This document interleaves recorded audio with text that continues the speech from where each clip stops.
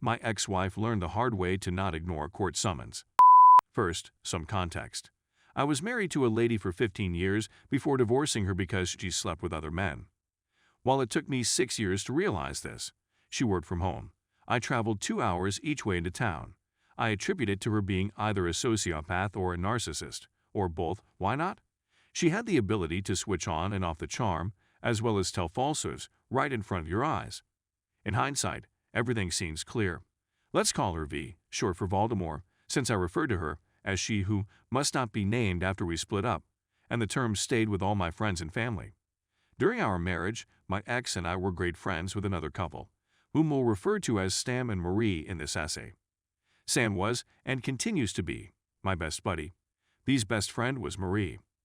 Marie had discovered V's intentions to cheat on me before I did and warned V that she couldn't condone adultery, and that their friendship would end if V did cheat on me. No, Marie didn't tell me, and I don't blame her for that. V was having a Facebook affair. If you're going to have an online affair, don't do it while married to a computer expert. With this fellow in CA, we lived in MA, and it was only 2 weeks before V was flying him out and putting him up in a hotel for 3 days. I spent those 2 weeks putting together a lawyer, a private investigator, and an escape plan. I left her the weekend following their hotel stay. She would spend the days with him and come home for the afternoon/evening without a trace of regret in her conduct, the PI having taken photos and video of them leaving the hotel, eating lunch together, and returning to the hotel.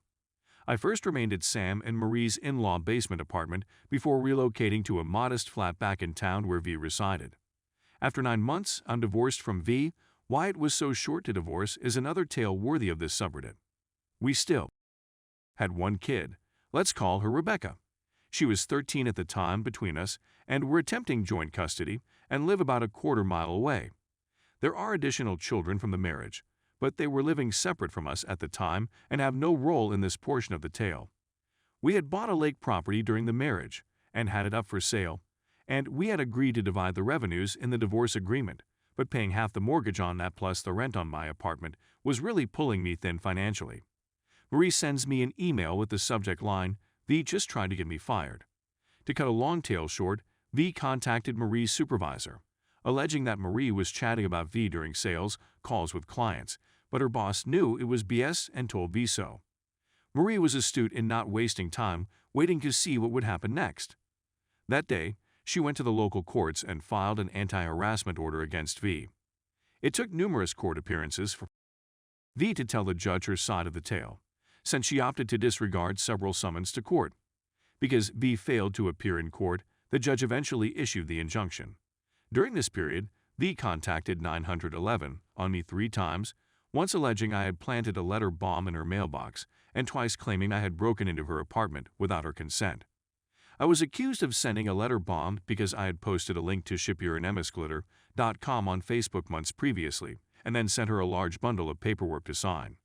When the cops arrived, I had to go to V's apartment and open the letter in front of them. It goes without saying that there was no glitter, much alone a bomb. Surprisingly, this charge came only days after a real bomb threat was made to the town hall. That's amusing. I had gone inside her apartment twice, both times to drop off Rebecca's book bag, which she had left at my flat. V texted me both times, giving me permission to open the door and place the book bag just inside. She then contacted me after I'd done so, attempting to remove my approval.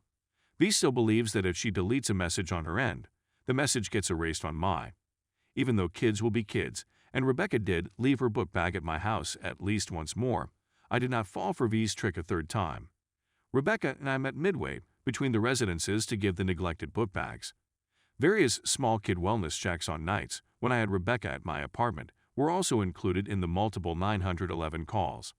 It's a lot of fun trying to explain to your kid why the cops are turning up at 8:00 p.m. to see whether she's all right.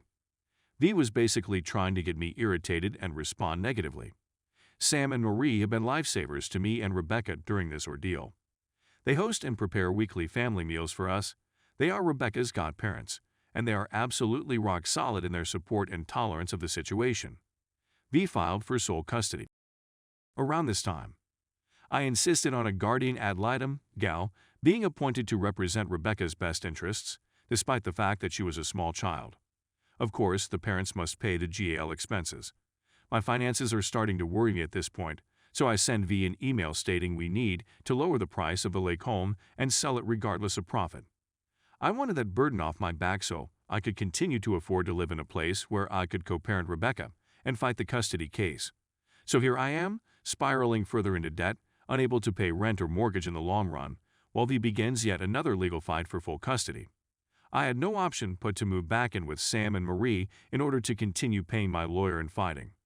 About a week after I've moved back in with Sam and Marie, Rebecca informs me that V's glass patio table was destroyed the night before. I was in New Hampshire with witnesses that evening, so it couldn't have been me. I was paying for Rebecca's mobile phone, and we had Life 360, so we could always know where each other was, due to V's previous threat to take the two youngest kids and go to CA to be with them from Facebook, plus it had history, so I could at least establish my phone was in NH. Rebecca tells me she knows I was in New Hampshire and that she'll tell her mother it wasn't me.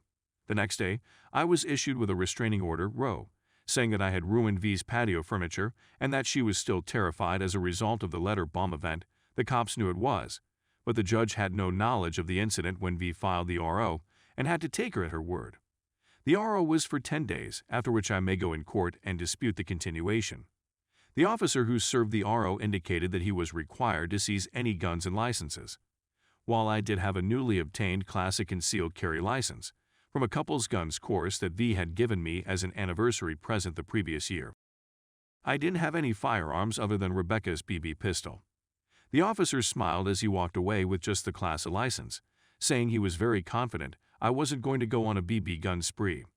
The following day, I went to the police station and requested any incident reports involving me since I left her. I was aware of 7 incidences, but the desk sergeant told me that V had reported 19 incidents. He chatted to me for a while, obviously trying to figure out what type of person I was and what was going on.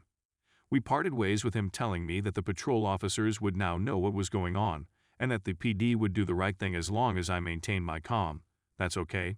Sam, Marie, and I are sitting on their porch 2 nights before the court hearing to oppose the RO, sipping beer and planning what I'm going to say to the judge. I'm a little disheartened since I know it'll be a he said she said issue, and I live in Massachusetts. When it comes to parental rights in Massachusetts, if your chromosomes do not match, you are treated as a second-class citizen. V also deserves an Oscar for her portrayal of the victim. It didn't look good. My only hope was that V would decide that the RO was enough to make me seem bad to the GAL and not show up, allowing the RO to expire. "Hey, let me see the RO," Marie remarked abruptly. I presented it to her. This is my judge, by the way. She's the one who issued the anti-harassment order on V. You're joking. Sam and I exchanged astonished looks. I promise it's true. Allow me to go grab it. Marie enters and returns a few minutes later with her court order. It is indeed the same judge. My smile was so wide it seemed like it was going to tear my lips. I knew precisely what I had to do now. Now we get to the heart of the narrative. The court date for contesting the RO has come, and I'll be there first thing in the morning by myself. He didn't have a lawyer since he had to appear in court elsewhere. I thought V wouldn't show up, but she did, with someone other than her divorce lawyer, and before court started, her new lawyer approached me and offered to let the no-contact order expire in exchange for a do-not-abuse order. I gently refused her offer, noting that I had done nothing to justify either order and that I wanted the court to hear my case. V's lawyer was taken aback by this for a while, then shrugged and strolled back to where V was seated, as if to say, "It's your funeral." We appeared before the judge, and V told her side of the story while I began telling mine, introducing all of the incident reports from the police department, but V and her lawyer didn't have copies of all of them, so the judge sent us back to the gallery to await the second call while V and her lawyer reviewed the reports. When we were called back, the judge began to go through the substance of the police reports, which I indicated was largely immaterial, but she persisted on going over them. V highlighted 2 incidences in which I briefly visited V's flat with her consent, but she portrayed them as my doing so without her permission.